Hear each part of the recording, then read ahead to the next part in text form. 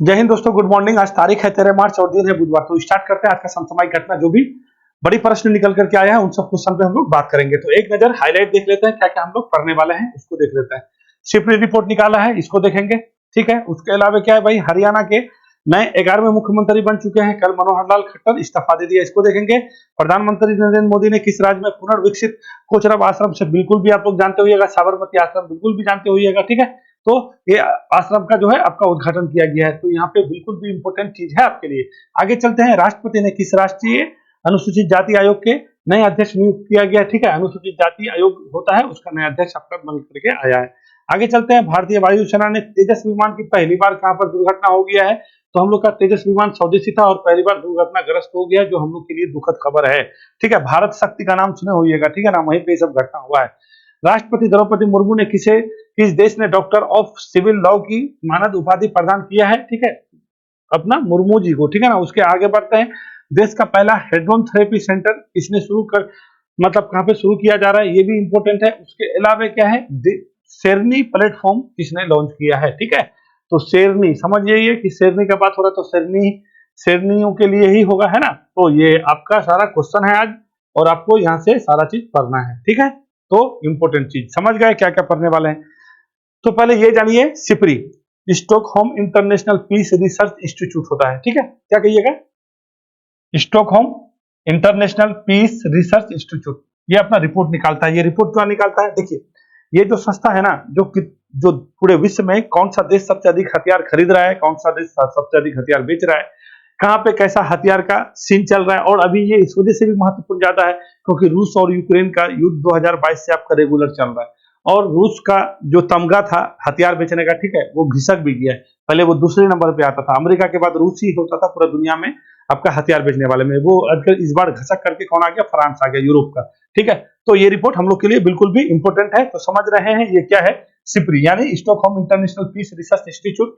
Report 2024 के अनुसार 2019 से लेकर 2023 के दौरान सर्वाधिक हथियार आयात करने वाला देश कौन, मतलब कौन ऐसा देश है जो सबसे अधिक हथियार खरीदा है। आयात मतलब खरीदना, निर्यात मतलब बेचना। ठीक है, तो आयात किया है, आयात हर वर्ष की तरह पिछली बार भी ये निकला था रिपोर्ट, तो भारत ही नंबर 1 पे था। ठीक है, और सबसे मजे की बात यह है कि एशिया कंटिनेंट का ही सारे देश हैं जो टॉप में आपका खरीदार है। ठीक है, तो नंबर 1 में भारत हो गया, दूसरे नंबर में सऊदी अरब है, तीसरे नंबर में कतर है, और चौथे नंबर में आपका यूक्रेन है। तो यूक्रेन जानते हैं यूरोप का सबसे अधिक हथियार खरीद, तो यूक्रेन का तो समझ में आता है कि भाई वहां पे युद्ध चल रहा है तो रोकेगा।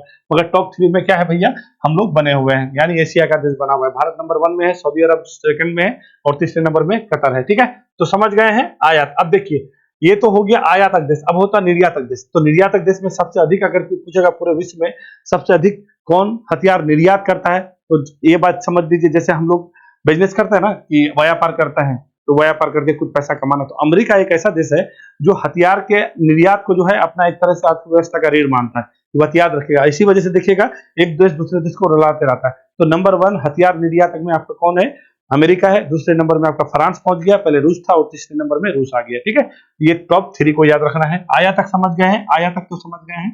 आयातक में हम लोग हैं, सऊदी अरब है। ठीक है, ये हो गया आपका, क्या हो अभी बता रहे हैं, निर्यात।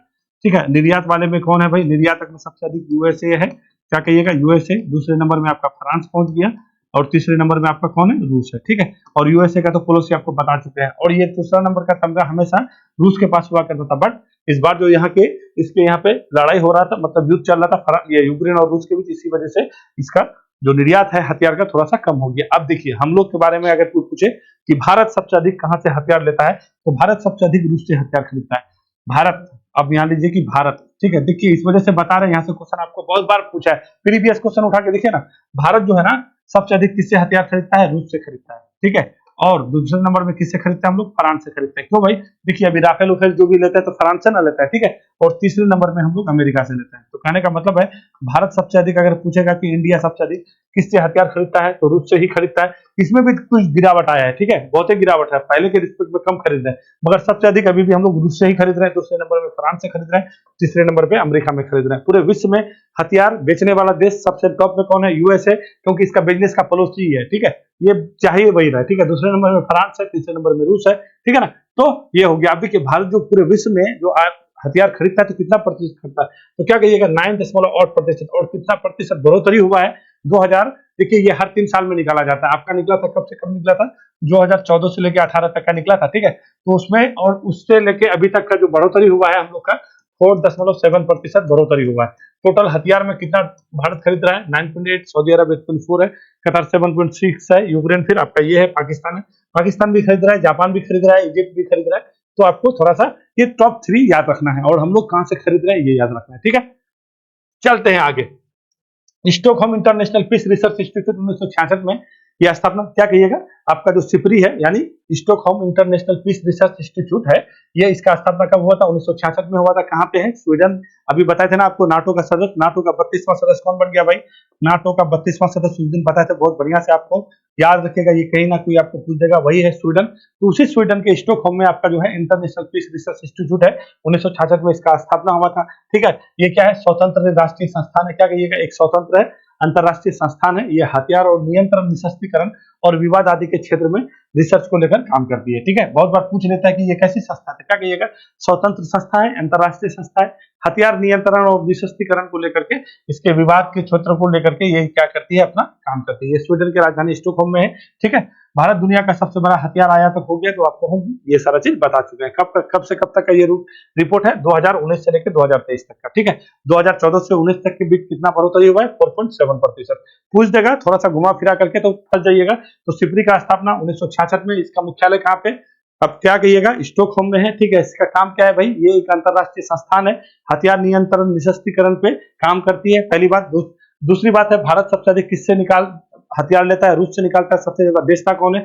अमेरिका बेचता है, ठीक है। और सबसे ज्यादा खरीदता कौन है? तो भारत खरीदता है, ठीक है। तो ये इतना तो डाटा आपके पास होना चाहिए, नहीं होगा तो फिर आपको थोड़ा सा आगे में दिक्कत होगा। चलते हैं आगे। हरियाणा के नए 11वें मुख्यमंत्री, देखिए हरियाणा में कुछ खास चल नहीं रहा है, ठीक है ना। यहाँ पे हो गया थोड़ा गड़बड़, कल ही ये सब सारा चीज हुआ है। अब जानता है कि हरियाणा में बीजेपी शासित राज था, ठीक है, बीजेपी की सरकार थी, और वहां के मुख्यमंत्री कौन थे? मनोहर लाल खट्टर। और ये प्रधानमंत्री मोदी जी का बहुत विश्वसनीय आदमी थे। और मनोहर लाल खट्टर कल अचानक जो है, देखिए ये सब राजनीति से प्रेरित है, हम लोग को उधर नहीं जाना है, बस इतना चाहिए कि मनोहर लाल खट्टर वहां के मुख्यमंत्री थे और कल इनने इस्तीफा दे दिया। और नए मुख्यमंत्री जो 11वें, ये 10वें मुख्यमंत्री थे, और 11वें जो मुख्यमंत्री बन के निकले हैं तो नायब सिंह निकले हैं, ठीक है। तो क्या कहिएगा, हरियाणा के 11वें मुख्यमंत्री नायब सिंह हैं। कब बने हैं? तो कल बने। कल कितना तारीख था? तो याद रखिएगा 12 मार्च 2024 को 11वें मुख्यमंत्री के रूप में शपथ लिए हैं कौन? तो नायब सिंह लिए हैं, ठीक है। और इसको दिया है कौन? तो वहां के राज्यपाल जो है बंडारू दत्तात्रेय, ठीक है। हरियाणा के राज्यपाल का नाम याद रखिएगा, बंडारू दत्तात्रेय वहां के राज्यपाल का नाम है। क्या कहिएगा? बंडारू दत्तात्रेय।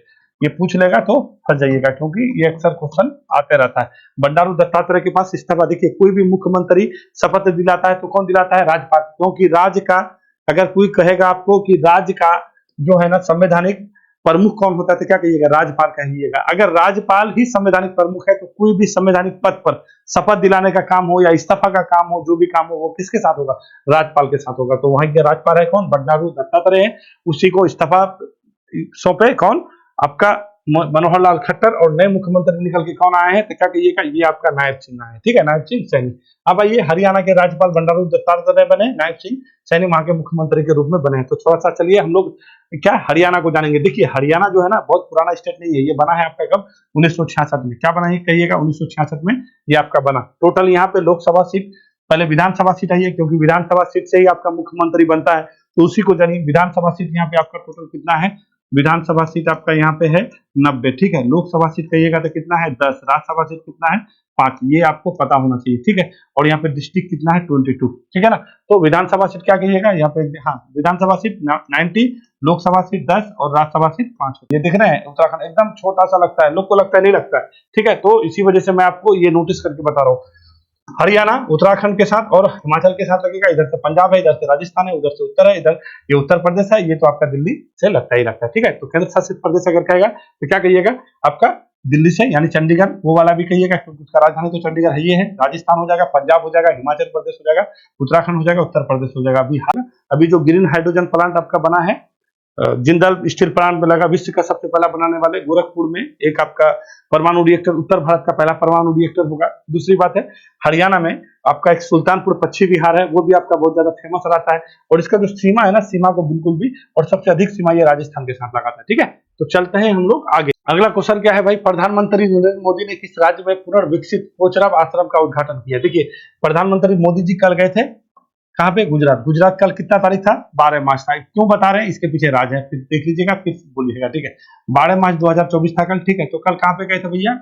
आपका गुजरात गए थे। और ये आश्रम जो भी कोचरब आश्रम है, ये कहाँ पे है? गुजरात में ही है। तो देखिए, महात्मा गांधी जी 12 मार्च 1930 को आपका एक क्या चलाए थे भैया?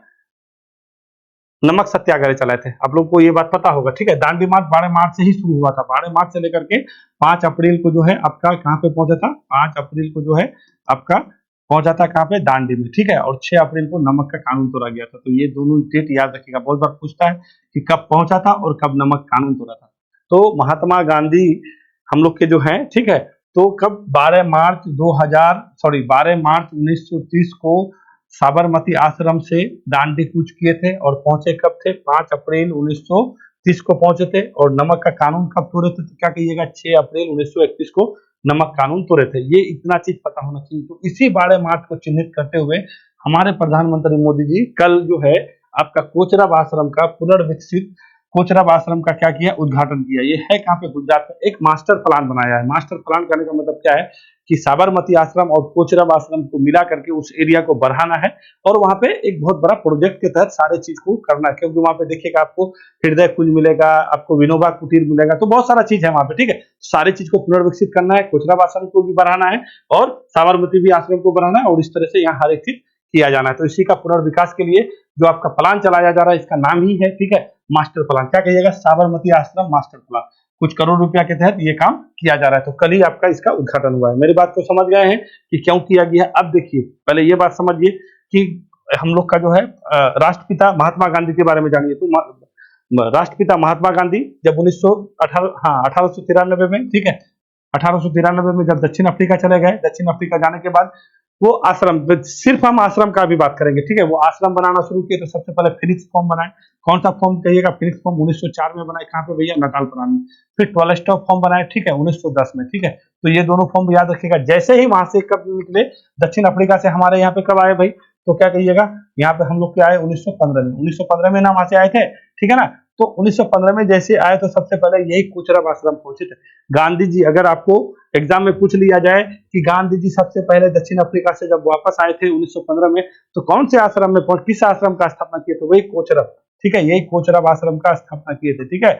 बाद में 1917 में आपका क्या बना? आपका साबरमती आश्रम बना। और 1917 में आपका कौन सा आश्रम बना? 1917 में आपका कौन सा आश्रम बना? साबरमती आश्रम बना, ठीक है। और ये आपका साबरमती नदी के दाएं तट पर बना, ठीक है। ये तो याद रखेगा कि साबरमती नदी के दाएं तट पर पूछ लिया गया एग्जाम में, ठीक है। तो 1917 में आपका बना साबरमती आश्रम। और यही साबरमती आश्रम आपका गवाह बना किसका किसका? क्या कहिएगा? चंपारण। बहुत बार क्वेश्चन ये पूछता है कि किस आश्रम से चंपारण सत्याग्रह का जो है संचालन किया गया था, किस आश्रम से आपका दांडी मार्च शुरू किया गया था, किस आश्रम से आपका असहयोग आंदोलन शुरू हुआ था। तो याद रखिएगा 1917 में जैसे ही साबरमती आश्रम आपका बना, तो यहीं से आपका जो मुख्य जो आंदोलन शुरू हुआ था, इसी आश्रम से गांधी जी रह के किए थे। जैसे आपका ये चंपारण सत्याग्रह हो गया, ठीक है। उसके बाद अहमदाबाद मिल मजदूर के साथ हो गया, ठीक है। उसके बाद खेरा सत्याग्रह हो गया। उसके अलावा सविनय अवज्ञा आंदोलन, असहयोग आंदोलन, ठीक है, याद रखिएगा। सविनय अवज्ञा आंदोलन और असहयोग आंदोलन याद रखिएगा। इस वजह से सविनय अवज्ञा आंदोलन इतना ज्यादा फेमस रहा, अंतरराष्ट्रीय पटल पर गांधी जी को अगर फेमस करने का नाम आएगा तो क्या कहिएगा? सविनय अवज्ञा आंदोलन 1930 वाला, जो आपका नमक कानून तोड़ने के बाद जो है आपका कहां से? तो क्या कहिएगा? दांडी से ये आपका शुरू होता है, ठीक है। तो ये आपके लिए बिल्कुल भी इंपॉर्टेंट है। तो तीन कितना दक्षिण अफ्रीका में कितना आश्रम हो गया? सबसे पहले फिनिक्स फॉर्म 1904 में, फिर टॉलस्टॉय फॉर्म, भारत आते ही कौन सा फॉर्म? कोचरब आश्रम, और फिर 1917 में साबरमती आश्रम। तो जो मास्टर प्लान इनोग्रेट किया गया है अपने प्रधानमंत्री मोदी जी द्वारा, कौन कौन से आश्रम का कहिएगा? तो कोचरब आश्रम और साबरमती आश्रम। क्या करना है भाई? इसको रिकंस्ट्रक्शन करना है, सारी चीज को बढ़ाना है, ठीक है। 5 एकड़ भूमि से बढ़ा करके कितना 55 एकड़ तक किया जाना है, ठीक है। इसके तो क्या होगा? देखिए, ओरिएंटेशन सेंटर होगा, चरखा बुनाई होगा, हस्त निर्मित कागज होगा, कपास बुनाई होगा, ये सारा चीज किसमें? इसी के अंदर किया जाएगा। समझ रहे? क्योंकि गांधी जी स्वदेशी के क्या थे? पूरा पूरी पुरजोर सपोर्टर के है ना। तो ये सारा चीज यहाँ पे किया जाएगा। अहमदाबाद के अभय घाट पर गांधी आश्रम स्मारक पर मास्टर प्लान की भी शुभारंभ किया गया, ठीक है ना। महात्मा गांधी ने फिनिक्स, तो आपको बता ही दी है, फिनिक्स फॉर्म का स्थापना 1904 में। टोलस्टॉय, देखिए, फिनिक्स आश्रम से आपका जो है स्थापना किया था और यहीं से जो है आपका एक इंडियन ओपिनियन, अगर कोई कैसे, अगर एग्जाम में पूछे आपको इंडियन ओपिनियन कब प्रकाशित किया गया या कौन किया था? तो 1904 में किया था। और इंडियन ओपिनियन महात्मा गांधी का पहला क्या था भाई? आपका पत्र था। ठीक है, तो ये बात बिल्कुल भी याद रखना है। दक्षिण अफ्रीका में टॉलस्टॉय फॉर्म तो 1910 में, और 1909 में अगर कुछ पूछेगा तो क्या कहिएगा? हिंद स्वराज। हिंद स्वराज को सबसे पहले जो है आपके ये कौन महात्मा गांधी जी कब लिखे थे? तो 1909 में। बहुत बार क्वेश्चन पूछा हुआ है हिंद स्वराज। तो यहाँ पे आपको देखिए क्रम में दे देगा, हिंद स्वराज दे देगा। ठीक है, यहाँ पे क्या लिख देगा? हिंद स्वराज लिख देगा। दूसरे नंबर में आपका क्या बताए थे अभी? इंडियन ओपिनियन दे देगा। ठीक है, ये सारा चीज दे करके क्रम मिलाने पूछ देगा, कहेगा कि सुमिलित करें। ठीक है, कौन पहले हुआ कौन बाद में, फंस जाइएगा। तो इंडियन ओपिनियन आपका पहले हुआ था। कब हुआ था? ये 1904 में। और हिंद स्वराज 1909 में प्रकाशित हुआ था।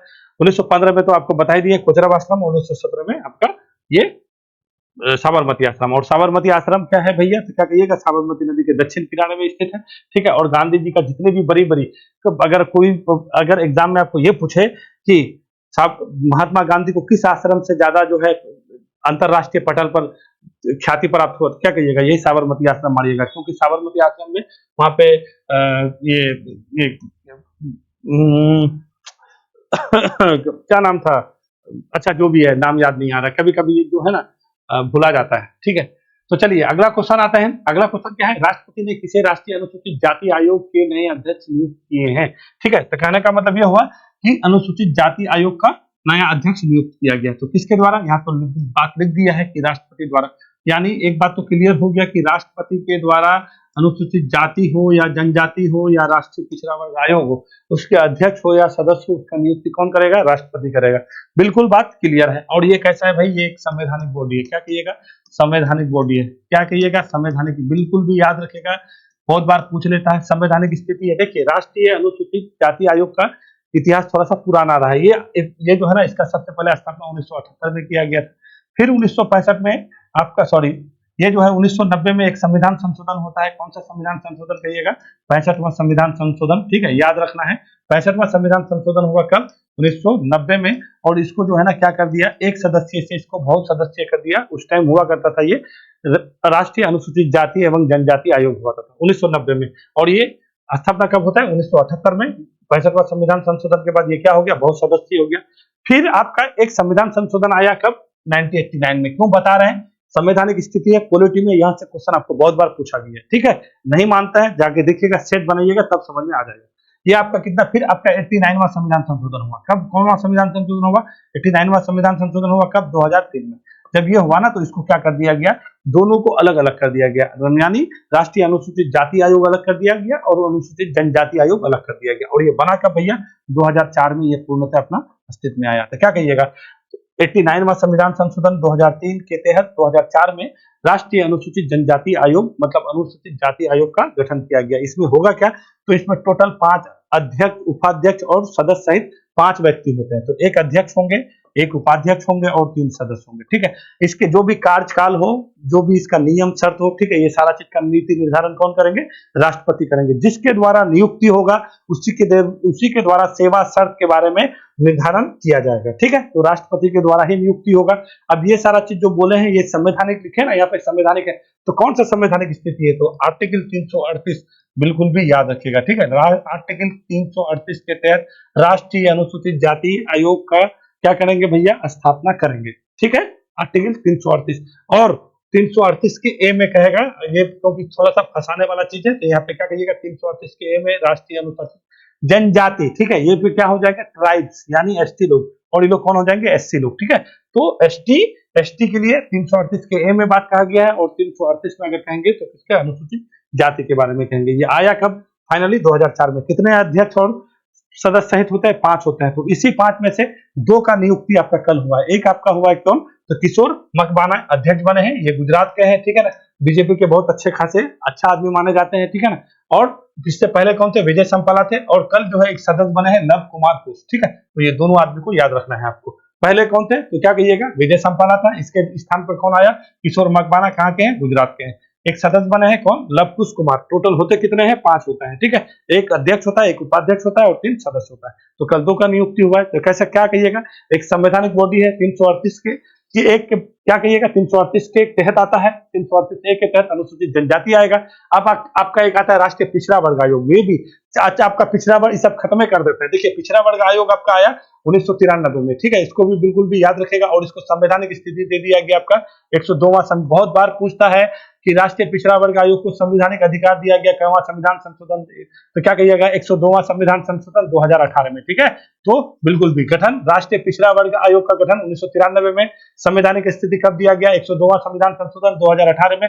और ये कितना अनुच्छेद में आएगा, तो 300 कितना में आता है, ये 342 में आता है, ठीक है। तो ये बिल्कुल भी आपको जानने का जरूरी है। 342, 338 के ए और 338 ये अनुसूचित जाति, अनुसूचित जनजाति और राष्ट्रीय पिछड़ा वर्ग आयोग। और पहला राष्ट्रीय पिछड़ा वर्ग आयोग आया था कब, तो क्या कहिएगा 1953 में आपका काका कालेकर, ठीक है। काका कालेकर समिति आप लोग को बिल्कुल भी पता होगा, काका कालेकर आयोग की अध्यक्षता में 1953 में एक कमेटी, आपका पिछड़ा वर्ग कमेटी बनाया गया था, ठीक है। तो ये काका कालेकर से लेकर सारा चीज मैं आपको बता दिया हूँ, बिल्कुल भी आपके लिए इंपोर्टेंट है। स्क्रीनशॉट ले लीजिए, अपने मन से लिख लीजिए, लिखेंगे तो हमको ज्यादा लेट लगता है। तो ये आ गया कौन भैया, किशोर मकवाना आपका राष्ट्रीय अनुसूचित जाति आयोग के क्या बने हैं भैया, अध्यक्ष बनाए गए हैं। चलते हैं आगे, इसको थोड़ा देख लीजिए मकवाना जी को क्या क्या सीन है इसका, ठीक है। तो राष्ट्रीय अनुसूचित जाति आयोग के अध्यक्ष बन गए हैं। 89वां संविधान संशोधन, क्या कहिएगा अनुसूचित जाति आयोग का स्थापना 1978 में हुआ था, ठीक है। फिर इसमें क्या हुआ, संविधान संशोधन हुआ। 65वां संविधान संशोधन के बाद एक सदस्य बहुत सदस्य बन गया, कब बना 1990 में। फिर इसमें संविधान संशोधन हुआ कब, 89वां संविधान संशोधन कब हुआ 2003 में। उसके बाद अनुसूचित जाति अलग बना, अनुसूचित जनजाति अलग बना, जिसके बारे में अभी पढ़ रहे हैं। ये क्या है, अनुसूचित जाति है। कितना होता है, एक सदस्य एक उपाध्यक्ष, सॉरी एक अध्यक्ष एक उपाध्यक्ष और 3 सदस्य होता है, ठीक है। कितना आर्टिकल के तहत करते हैं, 338 में करते हैं, ठीक है। बिल्कुल भी क्लियर। चलते हैं, तो 2003 में 338 ये हो गया। यानी देखिए ये जो है ना, इसका सदस्य बहुत बार पूछ लेता है कि कितने सदस्य होते हैं, तो आदमी थोड़ा सा कंफ्यूजन हो जाता है, ठीक है ना। तो ये चीज आपको बिल्कुल भी नहीं भूलना है। चलते हैं आगे। भारतीय वायुसेना का तेजस विमान, तो देखिए तेजस विमान थोड़ा सा दुखद बात है, ठीक है। दुखद क्यों बात है बताते हैं। दुखद इस वजह से क्योंकि हम लोग का स्वदेशी है, और इसको लेकर के ना हम लोग अच्छा खासा अभी बहुत जगह जो है सारा चीज अपना प्रदर्शन कर रहे थे कि अपना स्वदेशी है, विमान है, आपका जो है फाइटर जेट है, और इस तरह का फाइटर जेट है, नया पीढ़ी का है, बहुत सारा आशा था इसमें। तो अब और ऐसा पहली बार कोई देश का हुआ है कि 21 साल बाद दुर्घटना हुआ है, नहीं तो और सब देश का जानता है अभी बनाया 2-3 साल बाद ही क्रैश हो जाता है, कुछ ना कुछ घटना हो जाता है। तो हम लोग का अच्छा खासा दिन बाद ये देखने को मिला, ठीक है। ये हुआ क्या, आपका जैसलमेर में, राजस्थान में, अभी आपका हम लोग का तीनों सेना का एक अभ्यास चल रहा है। हम आपको बताए थे इससे पहले वाला वीडियो, भारत शक्ति करके नाम करके, ठीक है। भारत शक्ति जैसलमेर में हो रहा है, और प्रधानमंत्री मोदी जी कल गए भी थे। तीनों सेना का कमांडर भी वहां पे पहुंचे हुए हैं, ठीक है। तो वहीं पे वायुसेना, नौसेना और थल सेना तीनों के जो भी है वहां पे आपका युद्धाभ्यास चल रहा है बहुत जबरदस्त तरीके से। तो वहीं पे चल रहा था, और फाइनली हम लोग का जो है तेजस क्या हो गया, थोड़ा सा दुर्घटनाग्रस्त हो गया। पायलट सब कुछ सुरक्षित थे, फाइनली निकाल लिया गया है, और ऐसा घटना हो गया। तो क्या कहिएगा, राजस्थान के जैसलमेर में हो रहा था। और ये बताने का मेरा मुख्य उद्देश्य क्या है ना, कि ये बहुत ज्यादा आपका चर्चा में बन गया है, क्योंकि हथियार वथियार से संबंधित अभी कुछ ज्यादा ही लोग चर्चा में बना देते हैं, खासकर नेशनल मीडिया हो या इंटरनेशनल मीडिया हो, इस सब चीज को ज्यादा कवर करता है। जब ज्यादा कवर करता है तो आपके एग्जाम में भी ये ज्यादा कवर होगा, ठीक है। जान लीजिए कि जो ज्यादा कवर होगा वो ज्यादा आपका एग्जाम में भी कवर होने जा रहा है। तो यही है आपका तेजस, ठीक है। भारतीय स्वदेशी है, सारा चीज स्वदेशी है। इसके बारे में कल अग्नि 5 के बारे में बताया था ना। तो कहने का मतलब है जो भी आपका बहुत ज्यादा चर्चा में रहता है उस चीज को बिल्कुल भी ध्यान देके चलना है। तो राजस्थान के जैसलमेर में भारत शक्ति हो रहा था, वायु शक्ति भी अभी हाल फिलहाल में वायुसेना का हुआ था, राजस्थान में ही हुआ था, ठीक है। तो भारत शक्ति में कौन, तीनों सेना के कमांडर गए थे, और ये सारा अभ्यास हो रहा था, वहीं पे ये घटना बताया। तो 21 साल के बाद ये प्रशिक्षण अभ्यास 12 मार्च 2024 को राजस्थान के जैसलमेर में दुर्घटनाग्रस्त हुआ है, जिसके कारण हम लोग को ये चीज देखना पड़ रहा है। चलें आगे बढ़ते हैं। यहाँ पे कुछ बताने का खास नहीं है, बट इतना जानिएगा कि भारत शक्ति बिल्कुल भी याद रखिएगा। तीनों सेना गए थे, प्रधानमंत्री गए हुए हैं, ठीक है। तीनों सेना के अध्यक्ष पहुंचे हुए हैं। इससे पहले वायु शक्ति हुआ था, तो भारत शक्ति के दौरान जो प्रशिक्षण हो रहा था, ठीक है, इसी के दौरान जो है आपका ये क्या कर रहे थे, ये तेजस आपका दुर्घटनाग्रस्त हो गया। चलते हैं आगे। राष्ट्रपति द्रौपदी मुर्मू को किस देश ने डॉक्टर ऑफ सिविल लॉ की मानद उपाधि प्रदान किया है, ठीक है। तो डॉक्टर ऑफ सिविल लॉ की मानद उपाधि प्रदान किया मॉरिशस। देखिए अभी मॉरिशस का राष्ट्रीय दिवस मनाते हैं 12 मार्च को, मनाते हैं कि नहीं मनाते हैं। और इसी 12 मार्च को हम लोग के प्रधानमंत्री ये राष्ट्रपति जी वहां पे गए हुए हैं। तो वहां का यूनिवर्सिटी है, ठीक है। तो उसी यूनिवर्सिटी के द्वारा डॉक्टरेट का जो है आपको उपाधि दिया गया है हम लोग के राष्ट्रपति जी को। तो जब इतना बड़ा उपाधि है, वहां का जो इन लोग का यूनिवर्सिटी का नाम है, ठीक है, यूनिवर्सिटी का नाम है यूनिवर्सिटी ऑफ मॉरिशस। अगर पूछ दिया जाए कि यूनिवर्सिटी किस यूनिवर्सिटी के द्वारा ये मानद उपाधि दिया गया है, तो क्या कहिएगा, ये मॉरिशस ऑफ ये क्या यूनिवर्सिटी ऑफ मॉरिशस दिया गया। ये मॉरिशस का है। मॉरिशस के प्रधानमंत्री कौन है? आपका प्रवीण जगन्नाथ है, ठीक है। और वहीं पे गए हुए थे राष्ट्रीय दिवस के समारोह पर, ठीक है ना। बिल्कुल भी इंपॉर्टेंट है। और मॉरिशस से आजकल कुछ संबंधित आपको हम बताए थे कि एक हवाई पट्टी का निर्माण किया है, एक जेट्टी का निर्माण किया है, यहाँ पे यूपीआई चला है। मॉरिशस से 65% का वहां जो आबादी है ना भारतीय मूल का है, ठीक है। कितना कहिएगा? 65% ही जानिए।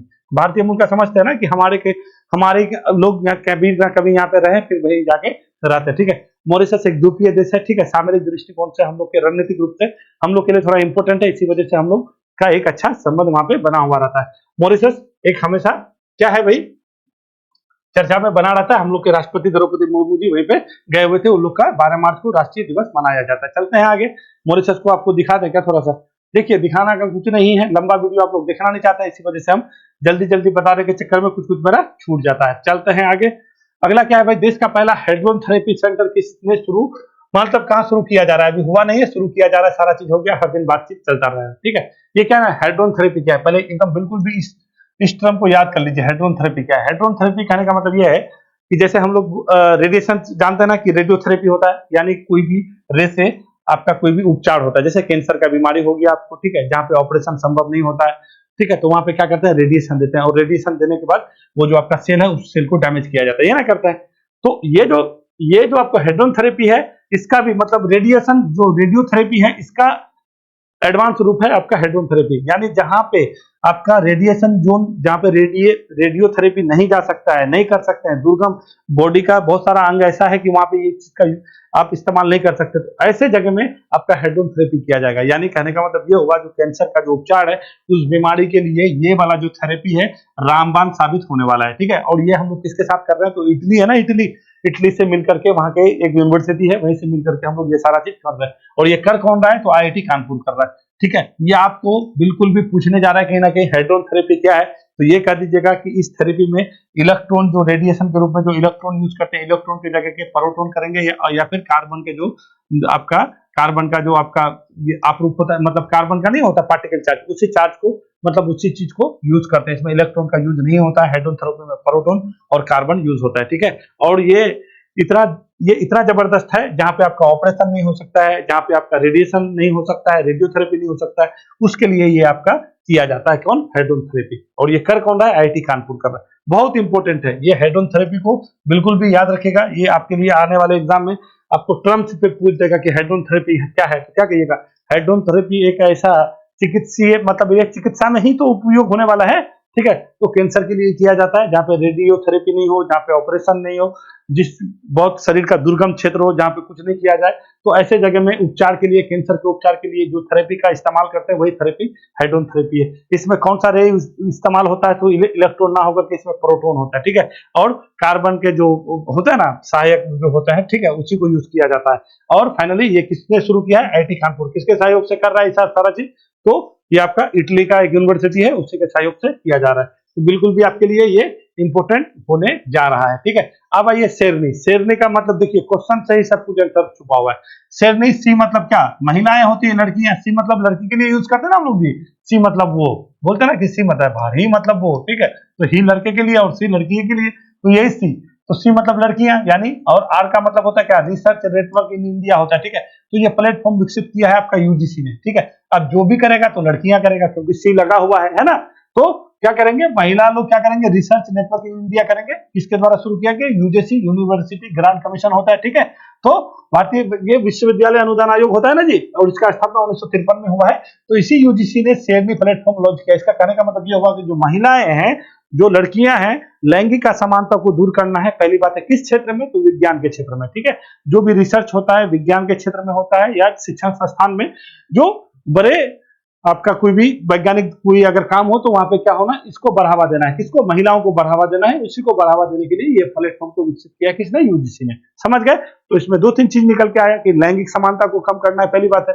जैसे ऐसा होता है ना कि लड़कियां पीछे रह जाती है, वैज्ञानिक गतिविधि में दूर काम नहीं कर पाती है, तो उसको अब भाई आगे लेके आना है, ठीक है। शैक्षणिक संस्थान में ऐसा कोई भी कार्यक्रम होता है, तो वहां पे महिलाएं का भाग नहीं होता है। तो इन सब चीजों को करके महिलाओं को क्या करना है, आगे भी बढ़ाना है और लैंगिक भी असमानता को दूर करना है। तो ऐसे कार्यक्रम को कौन करेगा, पढ़ाई लिखाई का काम, क्योंकि अभी कब बोले आपको, विश्वविद्यालय अनुदान आयोग है, यूजीसी है। तो ये सब काम कौन करेगा, यूजीसी करेगा। बिल्कुल भी कॉन्सेप्ट है। तो शेरनी प्लेटफॉर्म किसने यूज किया है? यूजीसी। यूजीसी का स्थापना कब कहिएगा? 1953 में हुआ था और एक अधिनियम बनाया गया 1956 में। फिर ये जाके आपका यूजीसी जो है जितने भी उच्च संस्थान है ये सारे चीज का काम यूजीसी ही करता है। ठीक है, कोचरब आश्रम याद रखना है, सिपरी याद रखना है, क्योंकि सिपरी आपका बहुत जबरदस्त होने जा रहा है। ठीक है ना, तो चलिए वीडियो देखने के लिए धन्यवाद। फिर हम लोग मिलेंगे कल यानी 14 मार्च को। पढ़ते रहिए, मस्त रहिए, खूब खूब पढ़िए, खूब तैयारी कीजिए और ऑफिसर बनिए।